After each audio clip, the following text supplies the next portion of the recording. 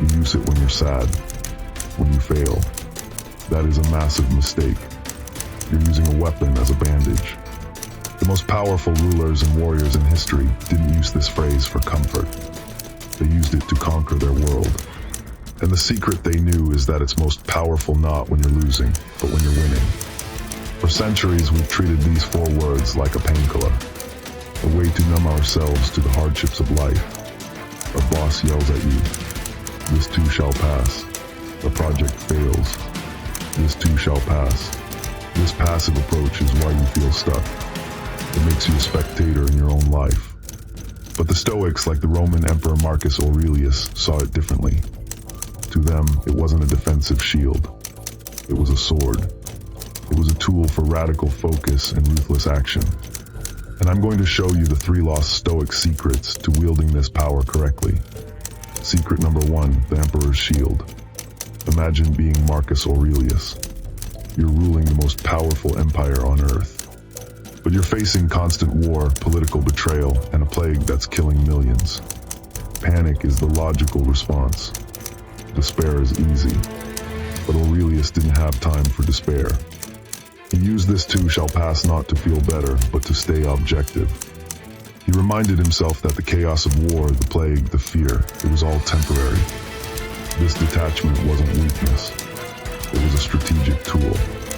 It allowed him to see the battlefield clearly, make rational decisions, and lead effectively while everyone else was losing their minds. So the first secret is this: use impermanence to kill panic. When chaos hits, don't use the phrase to hide. Use it to gain clarity, to separate the temporary emotion from the permanent mission. That's how you lead through a crisis. Secret number 2 is the most counterintuitive, the founder's paradox. This is where the phrase becomes most dangerous and most powerful. In 1985, Steve Jobs was fired from Apple, the company he built. A humiliating public failure. It would have broken most people. But for Jobs, this failure passed. He founded Next. He bought Pixar. The freedom from the pressure of success at Apple allowed him to be creative again. He later said being fired was the best thing that could have ever happened to him. The failure was a temporary state that unlocked his true potential. But here's the real secret. It also works in reverse. When Apple bought Next and Jobs returned, he was at the height of his power. And that's when the Stoic wisdom is most critical. By remembering this too shall pass during success, you avoid the arrogance and complacency that destroys empires and companies. You stay hungry. You keep innovating. You don't believe your own hype. The third secret is the athlete's anchor. Think of an Olympic sprinter. For 4 years, they train for a race that lasts less than 10 seconds.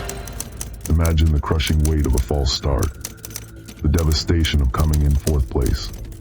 That feeling is overwhelming. An elite athlete knows that feeling of failure will pass. They use it as fuel. They get back up. They train again tomorrow. The pain is temporary, but the mission is constant. But what about when they win? The gold medal, the cheering crowds, the endorsements. That euphoria is just as dangerous as the despair. The true champion knows the celebration will also pass. The cheering stops. The crowd goes home. If their identity is tied to that fleeting moment of victory, they're lost. By understanding that praise is as temporary as criticism, they stay anchored. They focus on the process, not the outcome. The work is all that matters. So you see the pattern. The emperor, the founder, the athlete. They don't use this too shall pass to endure the bad times. They use it to master all times. They use it to detach from the violent swings of failure and success. This detachment gives them the ultimate competitive advantage, unwavering focus. While everyone else is either crying over their losses or drunk on their victories, the warrior is calm. They are present. They are looking at the next move. They know that both triumph and disaster are temporary imposters.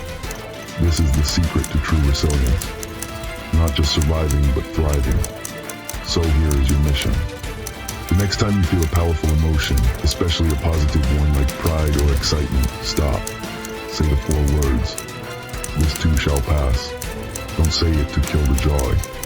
Say it to appreciate it fully without attachment. Say it to remind yourself to stay focused on what comes next. Stop being a spectator. Start being